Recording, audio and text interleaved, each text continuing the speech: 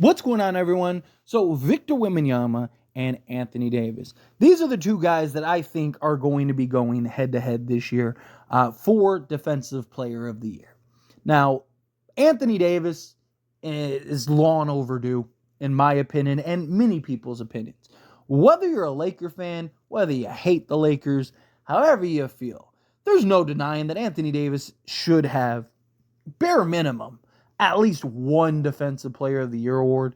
The fact that he's never won Defensive Player of the Year, but is regularly talked about as the best defensive player in the league by critics and fans alike, and the fact that he doesn't even have one is wild. Wild.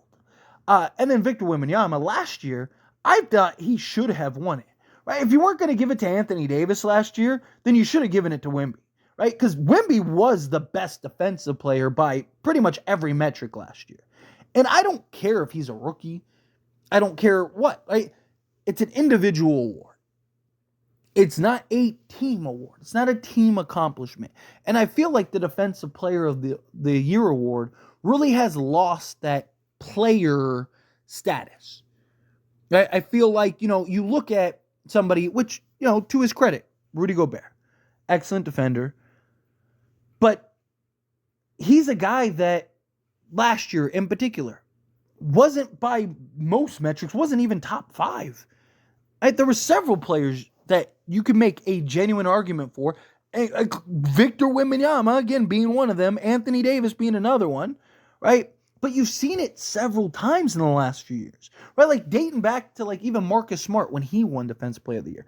Marcus Smart was not the best defensive player in the league. He wasn't even the best defensive player on his team by the standards of Defensive Player of the Year. Yet, he won it. Why? Because he was the anchor of the defense. And Boston was the number one defense in the league.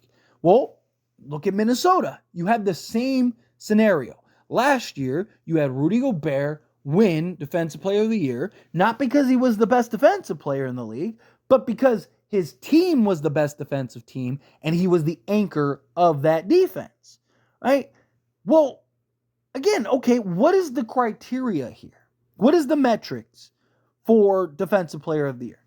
Because I thought it was Defensive Player of the Year, not Defensive Team of the Year.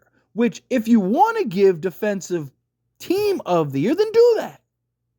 Right? There's nothing wrong with having a multiple, or just adding another award. You see the NBA adding different awards pretty much every year.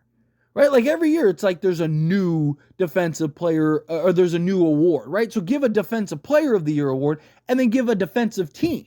You can even do the same thing with offense, right? Every year, the best offensive player wins, the scoring title. Okay, well, why not have the best offensive team? Right? So, last year, Boston was number one. Okay, we'll give them that. That's my thing. What's wrong with having something where it's, okay, who is the best defensive player in the league? Okay, it's Wemby, right? Okay, fine. Let's give it to Wemby. Okay, well, who's the best defensive team in the league? Okay, it's Minnesota, right? Okay, well, then give the individual trophy to Wemby, and then give the team trophy to Minnesota. And you can even present it to the guy that you believe is the best defensive player on that team. Right? Okay, if you want to do something like that, fine. Wemby was the runner-up. But once again, I feel like Wemby didn't win Defensive Player of the Year was because he was a rookie. I think if he was even, I think he's most likely going to win it. I think Wemby, the Defensive Player of the Year award, is his to lose. I think as long as he plays the 65 games that is required, and as long as he's, in the conversation for best, even if he's not the best defensive player, I could see him potentially being, still getting it, just because I just think the hype and the kind of we should have given it to him last year, right? You've seen that with some of these individual awards. However, I do think that he very likely is going to be the best defensive player in the league this year, and I do think he deserves and will win it this year. But again, I also have concerns that San Antonio defensively will not be great. And then on top of them defensively not being great, I don't like where does San Antonio rank as far as like, team, seeding wise? There we go. Are they the 8th seed? Or are they the 12th seed? Are they just a play-in team? Like, where are they as far as that standard goes? Because if based on what we've seen, because look, okay, a better way to phrase this. The last, handful of defensive player awards, right? You have Rudy Gobert, who, again, Minnesota was the best defensive team, and on top of them being the best defensive team, were a top seed, right? They weren't the number 1 seed, Thunder were, but they were a top seed. Jaren Jackson Jr., who, again, that year, Anthony Davis was the best defensive player by every metric. And then they ended up playing each other in the first round. Anthony Davis showed why. But once again, Memphis that year, 1 seed, best defensive team in the league. Okay, gave it to the anchor. Marcus Smart, 2021, 2022.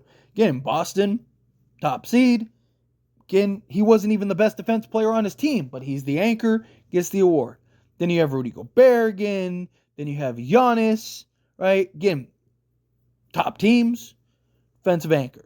Rudy Gobert, Draymond Green, Kawhi, right? So you just look at the last handful of years, it hasn't gone to the best defense player. It's gone to the best defensive player on the best defensive team rather than the best defense player in the entire league, and it's gone to a higher seeded team. So if Wemby and the Spurs are the 12th seed, do they give it to Victor Wembanyama if the Spurs are not very good defensively? And I mean, you could say the same thing for Anthony Davis, because again, it is absolutely criminal that Anthony Davis does not have a Defensive Player of the Year award. Anthony Davis, since coming in the league, has basically been the best defensive player in the league. And yet he doesn't have a Defensive Player of the Year award.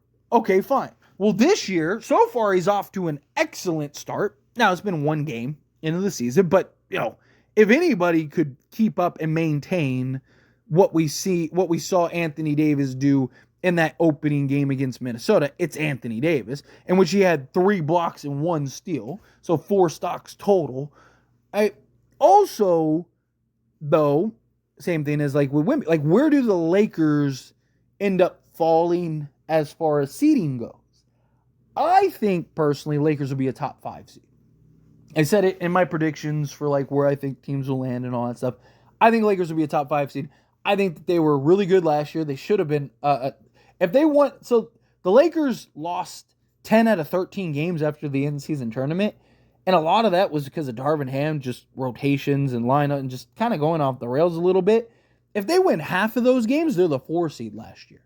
Literally, if they win half of the games that they lost during just that stretch. I'm not talking about the whole season. I'm talking about just that stretch, right? Which they were, after that stretch, winning at a 60% rate or whatever it was, right? They were the second or third best win percentage after that. So if they win half of that, they're the 4 seed. I think that they're going to be very good offensively. I think they're going to be a top 5 seed. And I think JJ Redick is going to go a long way for the Lakers. I mean, they already look like a much different team, much more efficient, just overall better team. But if they're the 6th, 7th seed, they've been the 7th seed the last 2 years. So if they finish that again, do they give Anthony Davis the award? Or does it go to, if the Thunder are the 1 seed and they're the best defensive team? Or does it just, point is, does it once again go to the best defensive team in the league? Which, again, very well may be the Thunder this year. Or the Celtics. Celtics been very good defensively, right? They have the defensive pieces. But point is, is it going to go to the best defensive team, or is it going to go to the best defensive player? Because if it should be a 2-man race. It should be Anthony Davis and Victor Wembanyama this year. And if many of you, if not all of you, know, I'm a Laker fan, right? I want to see Anthony Davis, one, have an MVP level season, and two, I want to see him win Defense Player of the Year. Like, even if I remove my Laker bias, I want to see Anthony Davis. He's got to win at least one defense. I was talking like this even when he was on the Pelicans, even before he was a Laker. I wanted to say, like, he deserved a Defense Player of the Year, right? But if anybody else other than Anthony Davis wins Defensive Player of the Year this year, and their name isn't Victor Wembanyama, what do you say? If it's Wemby, fine.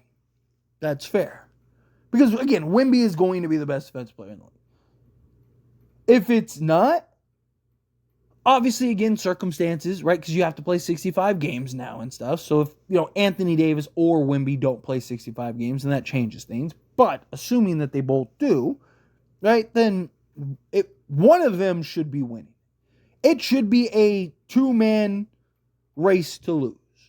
It should be Wemby or Anthony Davis, and that's it.